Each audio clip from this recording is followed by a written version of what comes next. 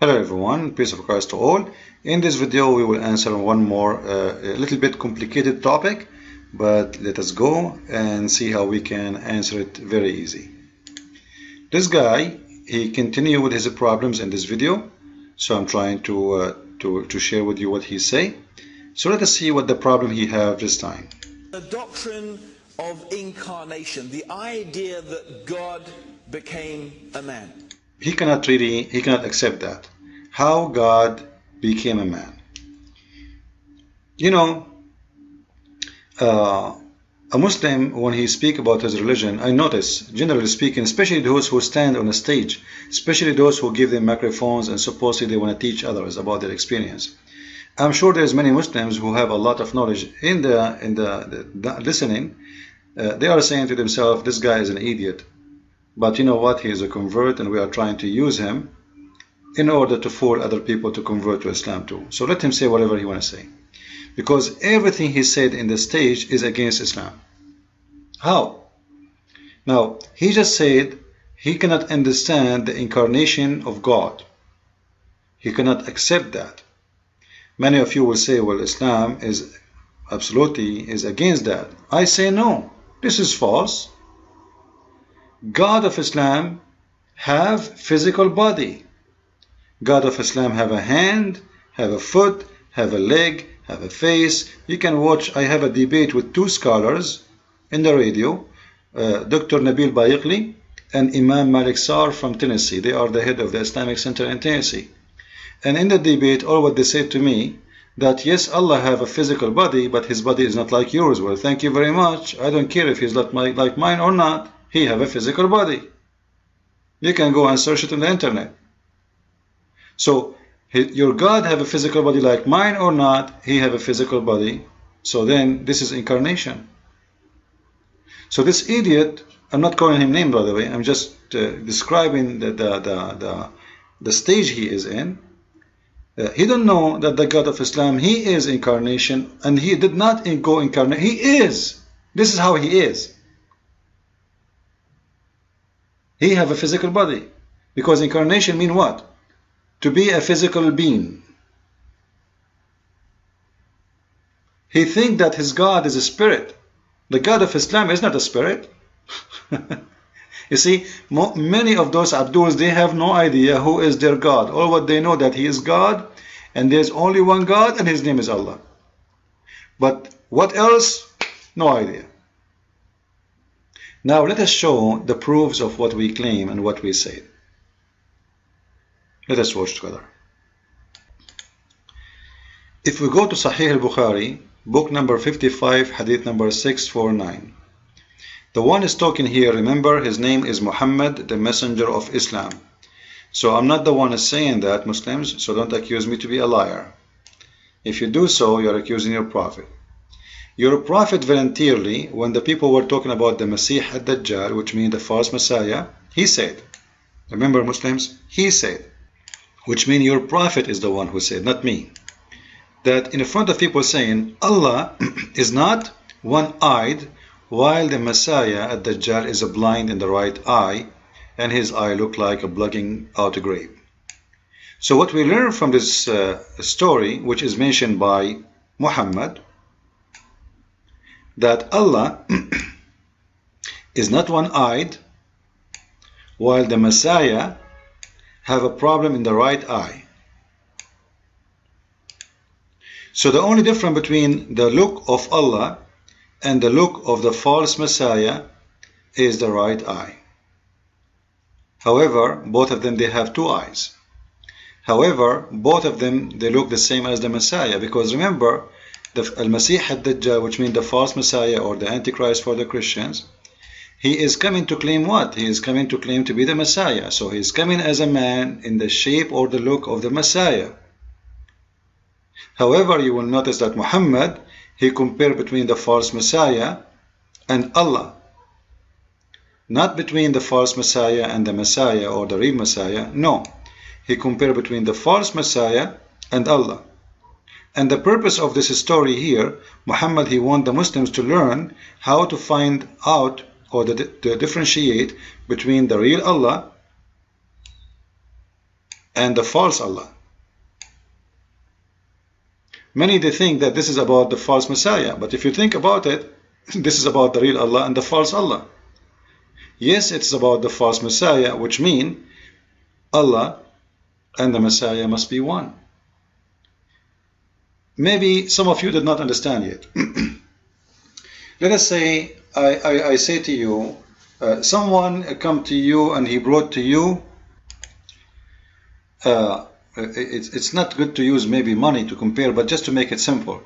Somebody brought to you a false dollar. False dollar. So in order to explain to you the differentiation between them, first of all, both of them, they have to be dollar. Both of them, they have to have the same exact look. Both of them almost perfect to the point you might be confused. Otherwise, there is no need for you or for me to tell you how to find out which one is the real one. So Muhammad, he found that the difference between the real dollar and the false dollar is just the eye.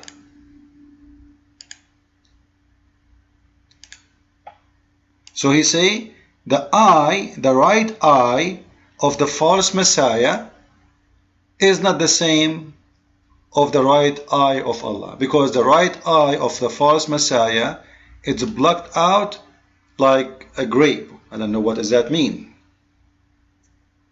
So there's nothing else. The rest of the dollar bill is exactly the same. The false Messiah is a perfect man, and then we compare him to Allah, and the only difference between the false Messiah and the perfect Allah is just one eye. And you are telling me you Muslim reject incarnation of God? When everything about God for you is just a man. Or you Muslim do not read your books, or you Muslim do not study your books. And this is the fact, you know, Muslims are a nation are driven like goats, you know, they are goats. Goat who eat plastic, eat papers, eat anything. Even Muhammad, he made them drink camel urine because he don't want them to think. When Muhammad, he said to a woman, give your breast for an adult, is that because Muslims, Muhammad telling them to think, or he's making fun of them? I believe Muhammad is making fun of those people. He enslaved them with his stupidity. So as you see, the only difference between the $2 bills according to Muhammad, this is, let us say, this is the false, right? This is the false one. And this is the real one. The only difference between two according to Muhammad is just the eye.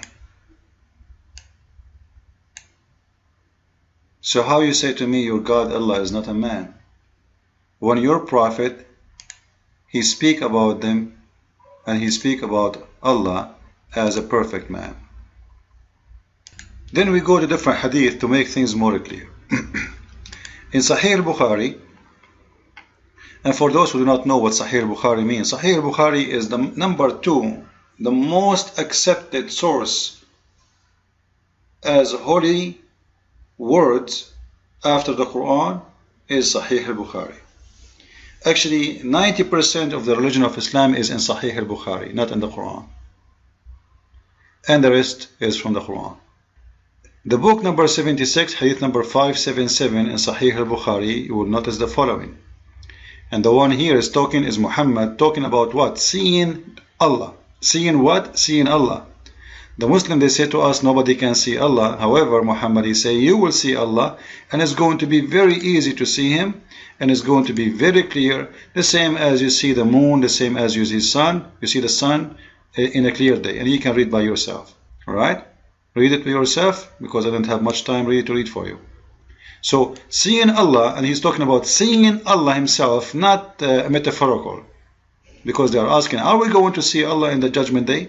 He said, this is how you will see your God. This is how you will see Him, your Lord, in the day of resurrection. Then, Muhammad continues saying, Allah will come to them in a shape other than they know, and they will say. Just wait on. But hold here. Allah will come to them, to the Muslims, in a shape. This Abdul, he just said he cannot understand how God can be incarnation of a body. Well, isn't this is incarnation?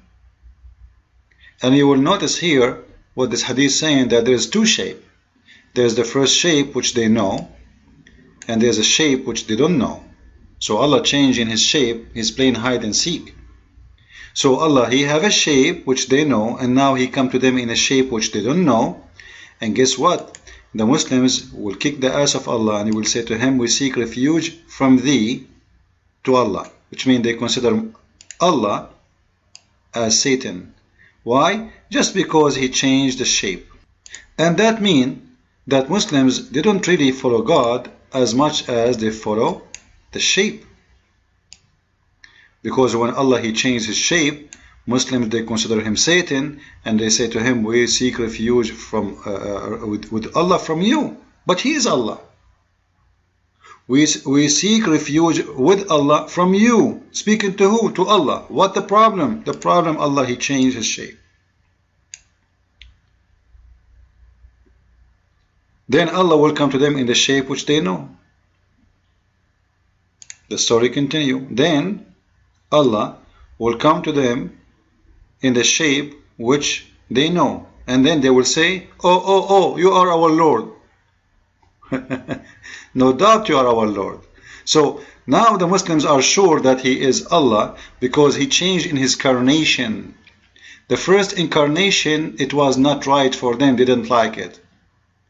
So Allah, he did not get the job. He was fired. They said to him, we seek refuge from thee, against you, to Allah. Why? Because they did not like the shape. Muslims are shape worshippers. Those are pagan people. Because they wanted God up to the design they want. If Allah, he changed the way he is, a Muslim will reject him. They will say to him, we seek refuge with Allah from you. Then Allah, he come with different incarnation, and then suddenly the Muslim, they say to Allah, yeah, you know what? You are our Lord. No doubt. You see it? No doubt. You are our Lord for sure. Yeah, we believe you now. Absolutely. No question. Why? Because simply he just came with the shape they like. This is the shape they like. Then Allah will come to them. This is them, not them, in a shape they know. And they will say, and he will say, I am your Lord. Then they will say, no doubt you are our Lord. So when a Muslim speak about how God can be a man, and we have tons of stories, not only from the Quran, by the way. I'm not showing from the Quran yet, because the Quran speak about Allah have hands. You can search them in the internet, in Google. You can find tons of verses speaking about the face of Allah, the hand of Allah, the eye of Allah, the lips of Allah, etc. And then Abdul, he will come to us. He cannot accept, he cannot believe, he cannot imagine that someone will say that God have incarnation.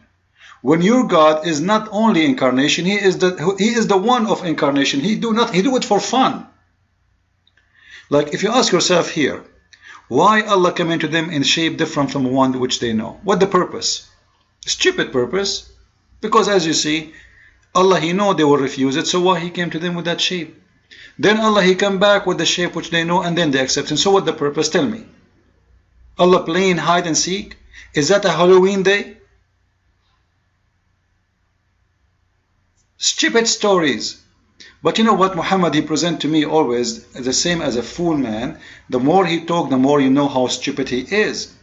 You see, you can dress a suit, you can put a tie, you can carry a Samsonite bag in your hand, and you can put nice glasses, and people will think you are a professor, as long as you don't talk. The second you talk, people will know really if you are or not. And this is exactly the story of Muhammad. The more he talk, the more we find that he is a false prophet, fabricating stories. His story does not match with his rejection and his acceptance. Christ is Lord. Follow with me with more video. The one after that is going to be like more clear about this story. Thank you very much.